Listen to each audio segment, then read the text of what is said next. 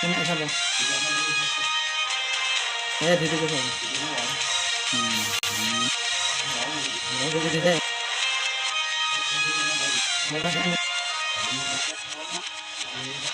Assalamualaikum warahmatullahi wabarakatuh.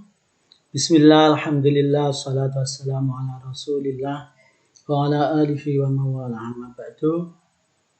All of my students, let's learn about bahasa Indonesia. Anak-anakku sekalian, mari kita belajar tentang bahasa Indonesia. The unit is various. Hari ini babnya bermacam-macam ya. Due to the separated of unit, karena pemisahan dari bab-babnya itu memang bermacam-macam. Let's learn about word meaning. Mari kita mempelajari tentang makna kata. Word meaning, makna kata. Berdasarkan maknanya, kata-kata itu ada kata-kata yang sendiri ya. Independent word, ada kata-kata yang sendiri, ada kata-kata yang sinonim. Or same, sinonim itu sama makna, sama arti. Memiliki arti yang sama, sinonim. The second, antonym. Antonym itu lawan kata, the opposite of word. Lawan kata, opposite atau lawan kata. Opposite. Homonym, the same name. Homonym itu namanya sama, but the meaning is different. Tapi artinya berbeda. Jadi ada synonym yang maknanya sama, antonim yang maknanya berlawanan, ada homonim yang namanya saja yang sama. Synonym is word.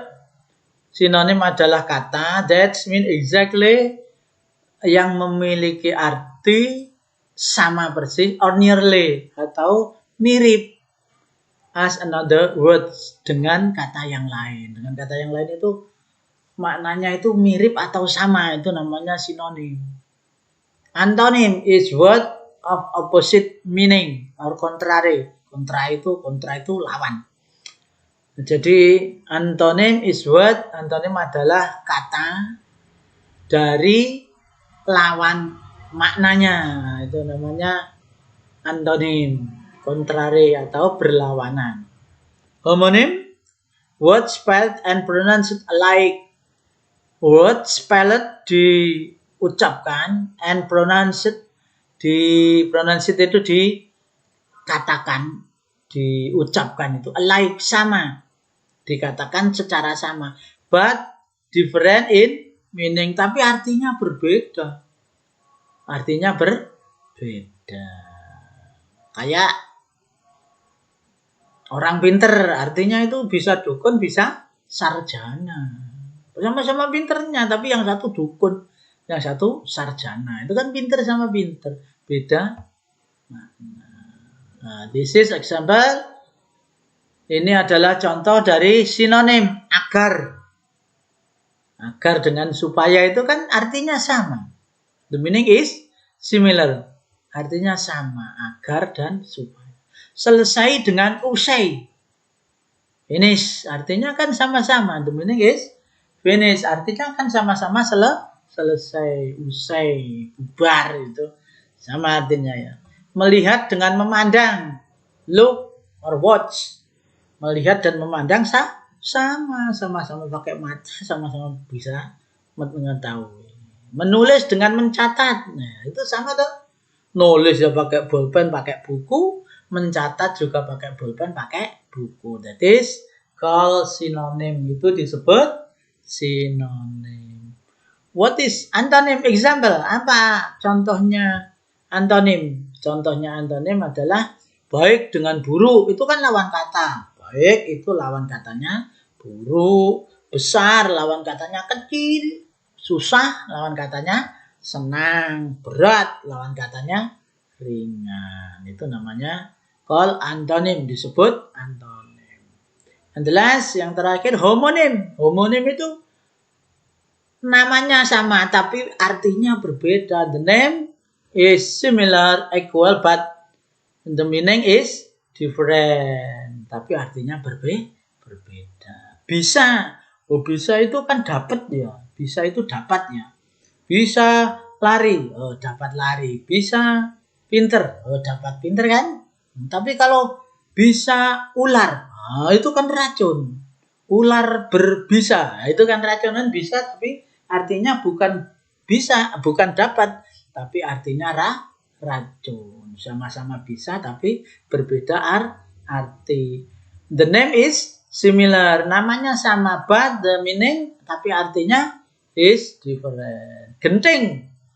Ya, yang di atas rumah itu namanya kan genting. Oh, iya. Tapi kalau waktunya gawat, wah waktunya genting. Nah, itu waktunya gawat. Nah, jadi berbeda situasinya. Situasinya sedang genting ini. Situasinya sedang gawat. Genting atap rumah. Bapak memasang atap rumah. Nah, itu kan bapak memasang genting. Beda artinya. Dan sama nama tapi berbeda arti. Itu call homonim, disebut homonim. Now about the story. Nah, kita sekarang menginjak ke materi the subject of story atau cerita. Story consists of fiction and non-fiction. Fiction itu artinya fiksi, khayal.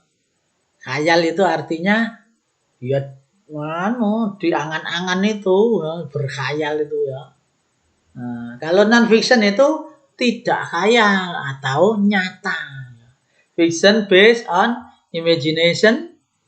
Fiksi itu berdasarkan khayalan, imajinasi, imagination. Dan non-fiksi berdasarkan fakta. Fakta itu apa? Kenyataan. Kalau saya nulis misalnya kamu haus, nah itu nyata, kenyataan. Tapi kalau kamu bisa terbang, nah itu khayal itu. Masa orang bisa terbang? Itu khayal itu ya. I think like this.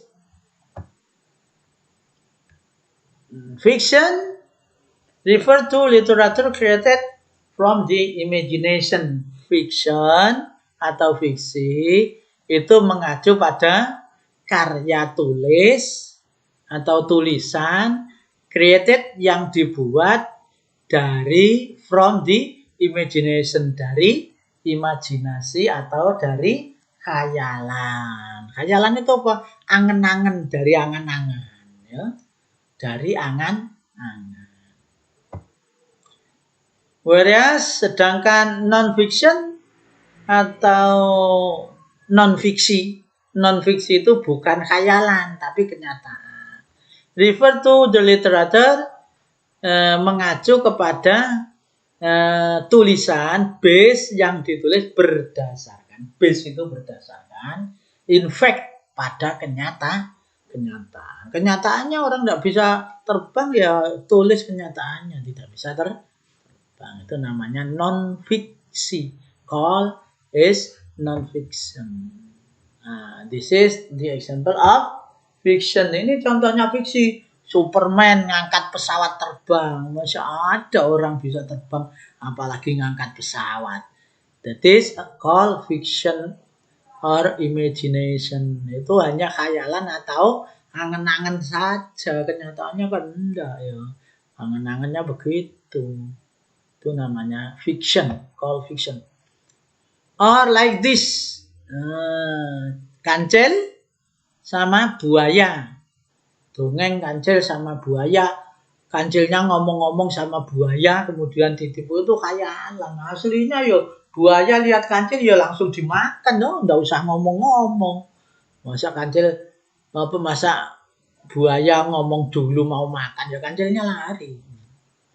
The mouse, deer and crocodile talking about in the dongeng or talent dongeng ya.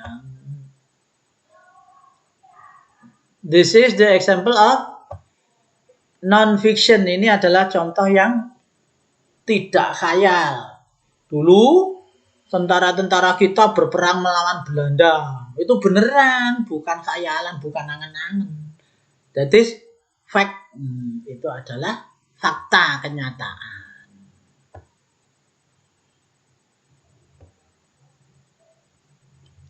Now, let's learn about topic and supporting sentence. Mari kita belajar tentang kalimat utama. Topic sentence itu kalimat utama atau kalimat pokok. And supporting sentence. Supporting sentence itu kalimat pendukung. Topic sentence is sentence that summarizes the main idea of paragraph.